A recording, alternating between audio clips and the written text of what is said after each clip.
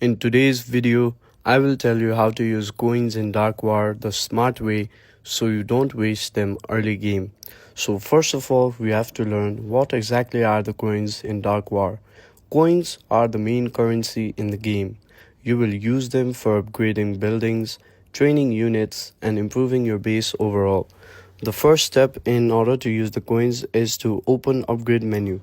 First, go to any building or unit you want to upgrade and open the upgrade screen. The second step is to check coin cost. You will see the coin cost required for the upgrade. If you have enough, you can proceed instantly. The third step is to confirm the upgrade. Tap upgrade, confirm the action, and your coins will be used to complete or start the upgrade. The fourth step are the base uses for the coins.